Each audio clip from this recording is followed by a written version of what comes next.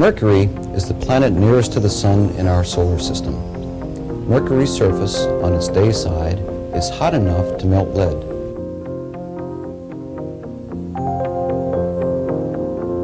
The planet has a diameter about 40% larger than that of the Earth's moon.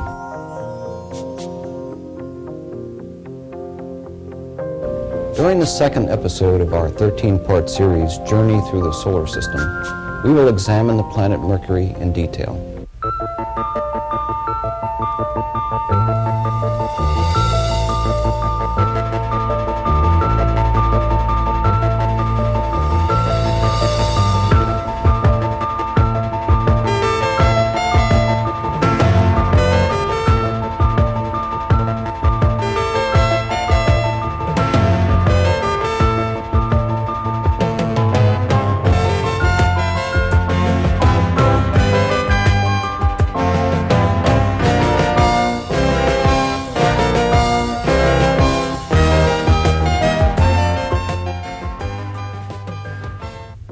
I'm your host, Larry Ross, Director of Space Programs at NASA's Lewis Research Center in Cleveland, Ohio.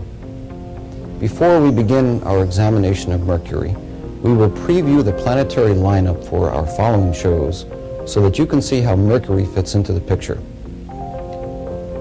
A NASA film called Our Solar System was made to aid young students. I think you'll enjoy seeing the short film, which introduced youngsters to the order of the planets in our solar system.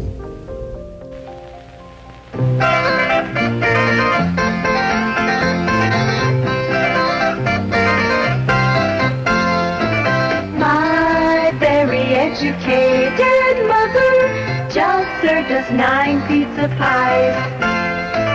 My very educated mother just served us 9 pizza pies.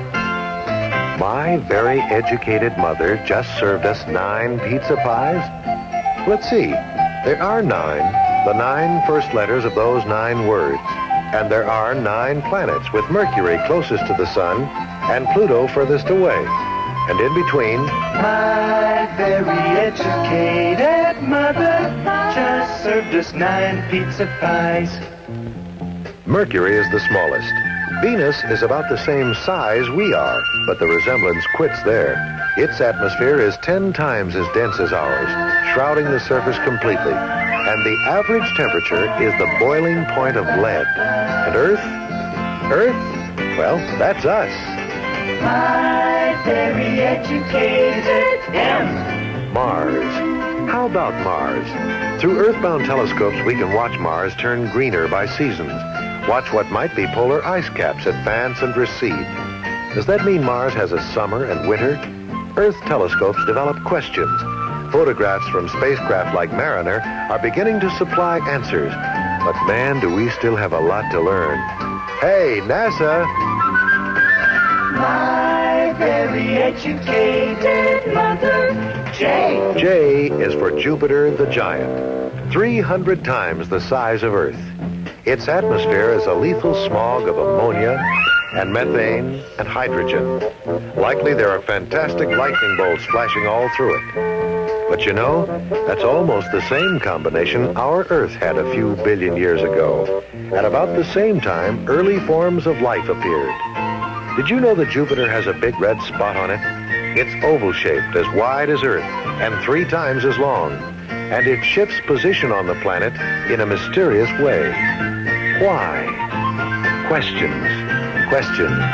My very educated mother just shoved it up. Saturn has those rings, and we've measured them. They're more than 37,000 miles wide, but only about 6 miles thick. Then comes Uranus and Neptune. Jupiter, Saturn, Uranus, and Neptune are called the 4 giant planets, but Pluto is puny and cold. So that makes 9 planets spinning around our sun, one of 100 billion suns in our single galaxy. In turn, one of 10 billion other galaxies. My very educated mother just served us 9 pizza pies.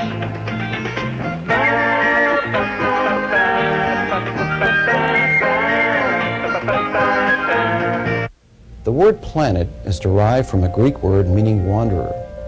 Planets were called wanderers because they were observed to change their positions relative to the stars. The planets of our solar system are divided into two main kinds. Gas giants are the planets Jupiter, Saturn, Uranus, and Neptune. They are composed mostly of gases.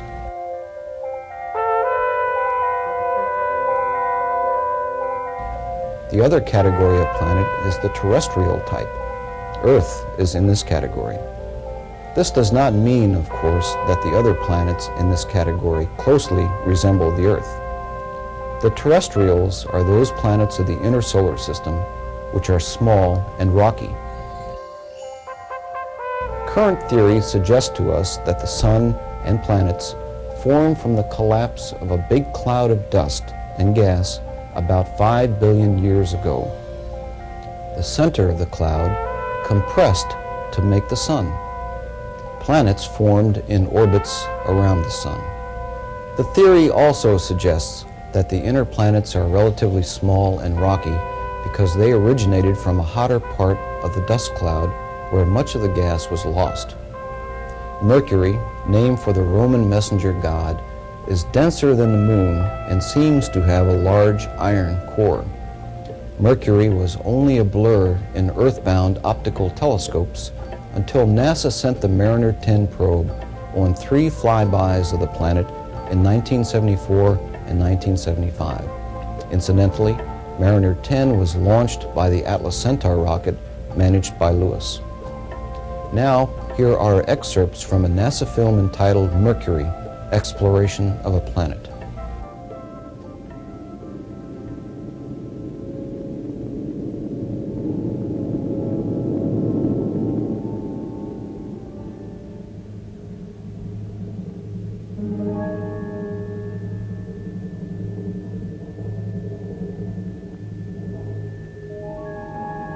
There is a small planet so near the Sun that it is scarcely visible in the bright glare of our star.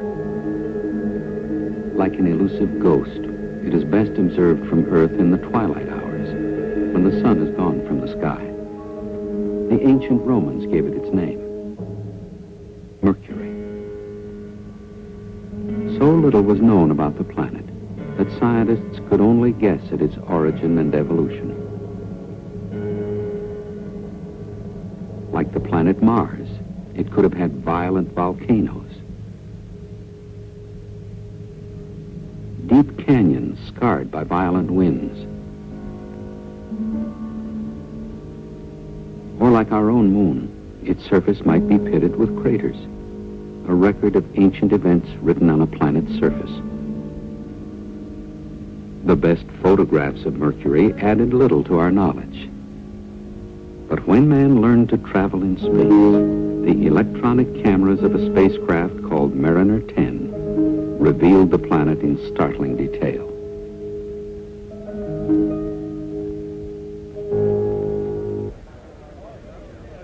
In June of 1975, scientists from 5 nations assembled at the California Institute of Technology to exchange the information they had gained from the exploration of the planet Mercury by the spacecraft Mariner 10. Included in the group were scientists representing many techniques of exploration, including the detection of various forms of radiation, the study of gases in a planet's atmosphere, and the powerful scientific tool, photography of the surface of a planet. Welcome to Pasadena. We are convened. The photographic exploration of Mercury was led by Dr. Bruce Murray of the California Institute of Technology. The objective I have is to present a relatively simple interpretation of the history of Mercury and to draw some conclusions about the other terrestrial planets. The work that Dr. Murray and his colleagues are engrossed in goes beyond the exploration of a single planet, Mercury. They are seeking insights into the history of our entire inner solar system. In March of 1974, Mariner 10 flew past Mercury. During the next year, it would perform 2 more flybys. Mariner 10 returned almost 3,000 pictures of the surface of Mercury. These pictures reveal craters and other features which were formed very early in the history of Mercury and may refer to events that affected the entire inner solar system, Mars, Earth, Moon, and Venus, as well as Mercury.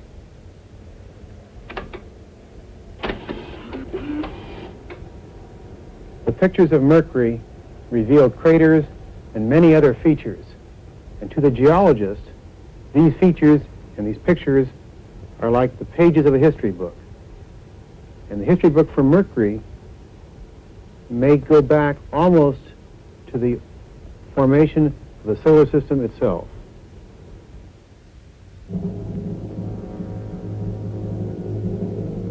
$5 billion years ago, a vast cloud of gas and dust floated through the galaxy we call the Milky Way, the ghostly remains of a great star that had died in a gigantic explosion. The gas and dust is twisted and shaped by magnetic forces, electrical currents, and the subtle pull of gravity. As it swirls around a thickening core, the huge cloud gradually flattens into a disk. Dust and gas gravitate slowly inwards, and eddies begin to form in the cloud.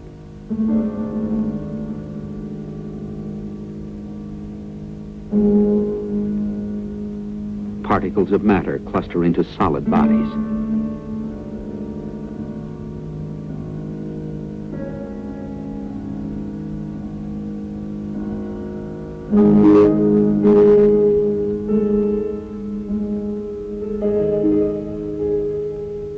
The larger bodies continue to grow, sweeping up particles and dust as they orbit the condensing core of the disk and begin to heat under the increasing gravitational pressures.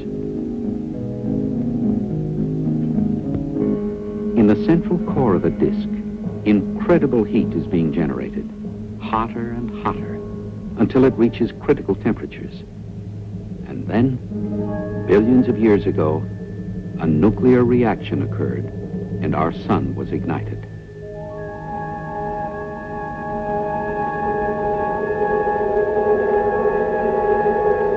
Its intense radiation repels the surrounding gas and dust.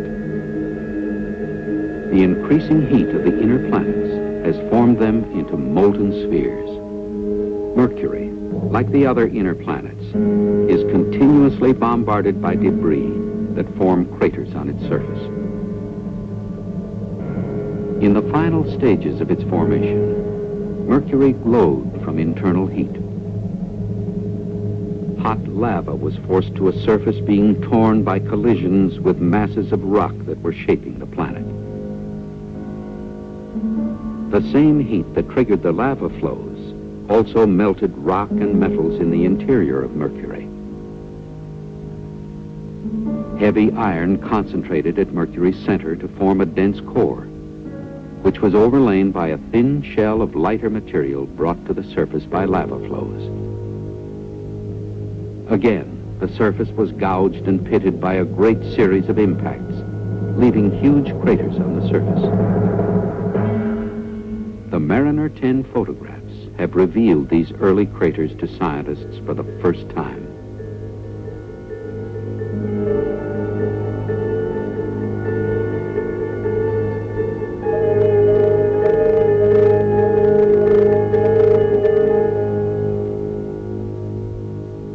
One of these craters was formed by a massive rock, perhaps a small planet that crashed into Mercury. In the Mariner 10 photographs, half of this huge crater was hidden on the night side of the planet. Today, this huge crater is called Colorus. The impact spewed millions of tons of debris across the surface of Mercury, creating a ring of mountain ranges over a mile high. The floor of this basin was split by great surface cracks, wide and deep. As this surface continued to form, Deep inside Mercury, its heavy iron core began to contract. The surface buckled, cracked, and great sections, hundreds of miles wide, were split open, leaving immense mile-high walls of rock called scarps. Again, there was a great flow of lava covering many of the large craters and leaving smooth, flat plains. This set the stage for the final episode in the history of Mercury, a period of light cratering of the Great Plains.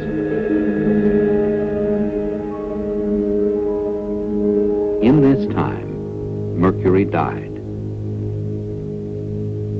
The internal heat that triggered many of the events in the planet's history turned off. And for 3.5 billion years, Mercury has remained as we see it today.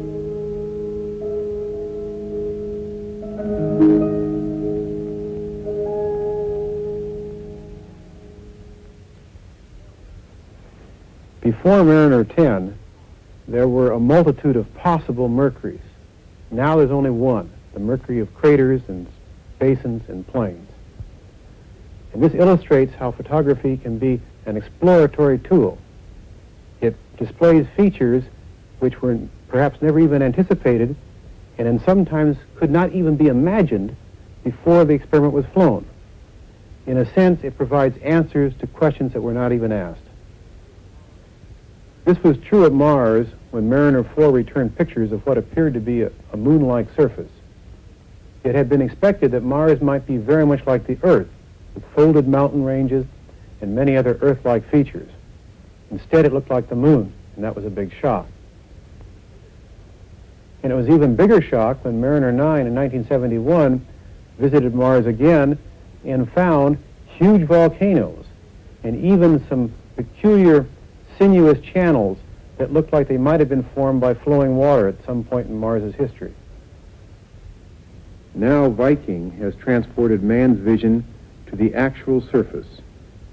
The fantasy of science fiction has been replaced by the strange, lonely reality of the Martian landscape.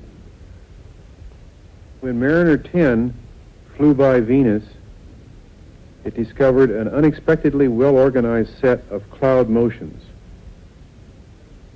And the unexpected was certainly encountered in the case of Mercury, which turned out to exhibit not only moon-like features on its surface, but a sequence of events there that seemed to be very similar to those of the moon. And that's extraordinary, because Mercury is very different inside compared to the moon. And that means it must have had a different history of heating and modification of the surface from the inside. And furthermore, it lives in a very different part of the solar system, much closer to the sun. And therefore, it must have experienced a different exterior history as well. And yet, the pictures show that Mercury has a surface history very similar to that of the moon. And to me, that's extraordinary. A comparison of the craters on the Moon, Mercury, and Mars shows that these inner planets were subjected to cratering at the same time. Before Mariner 10, it was believed that the source of cratering of the inner solar system was the asteroid belt orbiting beyond Mars. Because of the difference in distance from the belt, it was assumed that no two planets would be cratered the same. Those planets farther from the asteroid belt, like Mercury, would have fewer craters. But a careful count of the craters on Mercury and a comparison with those on the Moon and Mars showed them all to be roughly equal. If the crater count is equal, then the source could not be the asteroid belt, but must have come from elsewhere in the solar system. One strong possibility is the planet Jupiter, with a gravitational attraction second only to the Sun. It is possible that on 2 occasions, Jupiter literally hurled millions of tons of rock inwards towards the Sun to impact the planets of the inner solar system, including Mercury. This cratered record on Mercury was read 3 times because of a fortunate coincidence. Mercury's orbit around the Sun is 88 Earth days. Mariner 10's orbit was twice as long, or 176 days. These synchronous orbits allowed Mariner 10 to fly past Mercury a second and third time.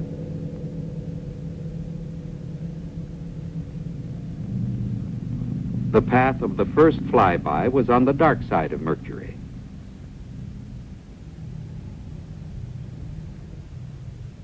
The second encounter sent the spacecraft past the light side of the planet specifically for photography.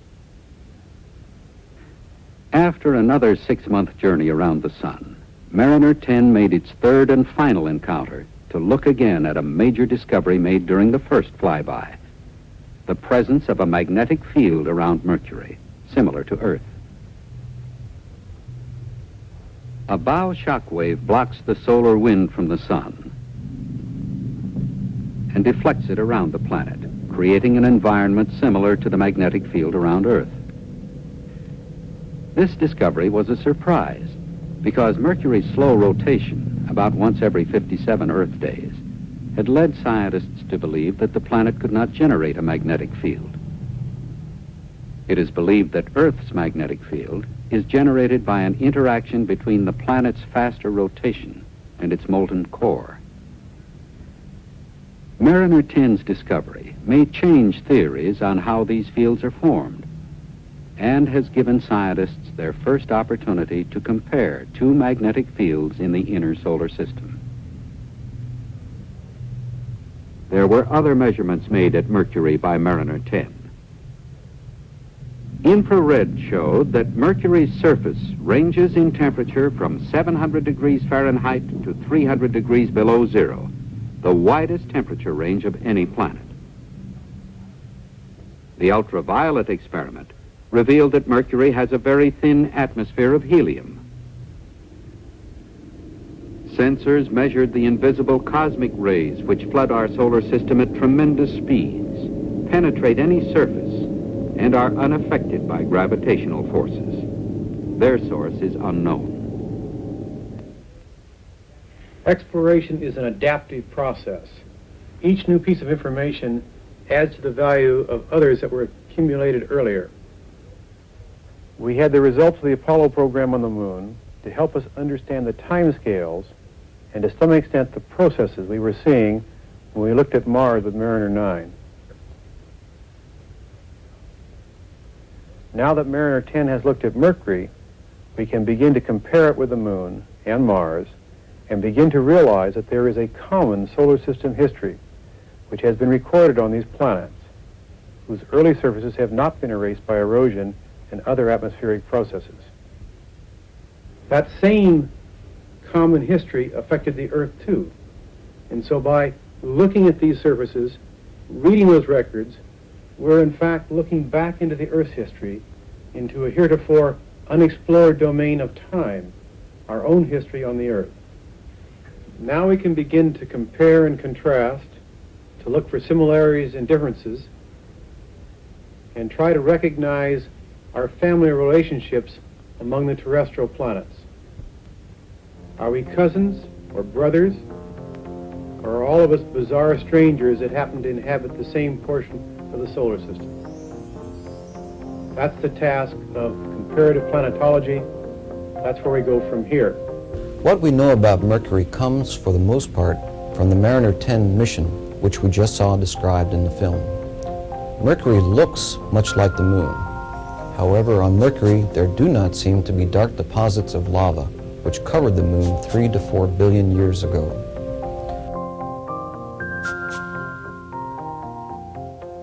About half the planet was photographed by Mariner 10 during its 3 flybys.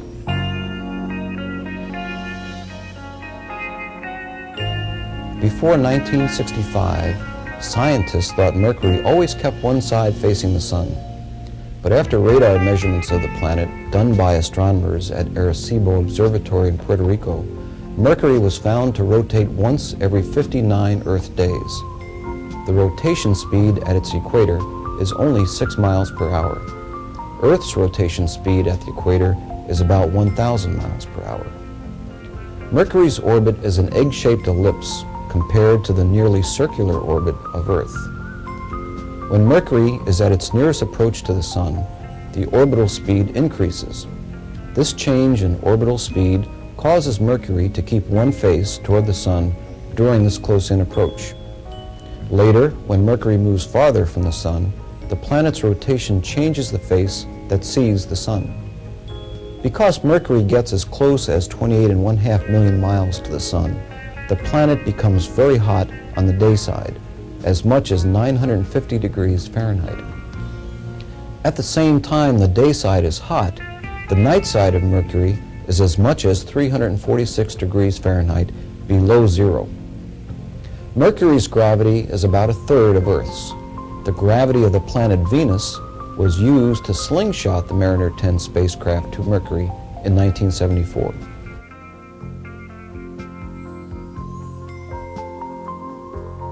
Mariner 10's primary mission was to Venus, the second planet from the Sun. Using the gravity of Venus to deflect the spacecraft to Mercury was the first trial of this method. As we will see in a later program, the Pioneer and Voyager spacecraft also used a gravity assist to fly by several planets in the outer solar system in a grand tour.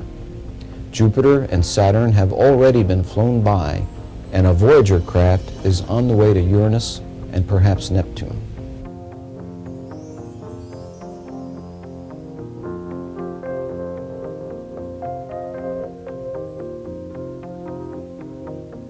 Spacecraft have explored more than 20 planets and moons. There is a planned progression to the study of our solar system. The first step is what we have seen in this program, an unmanned flyby of the planet.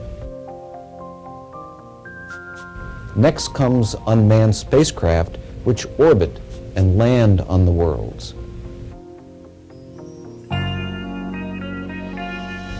The last stage is manned landings and the return of samples from the planet to Earth. This last step has, of course, as yet happened only on Earth's moon.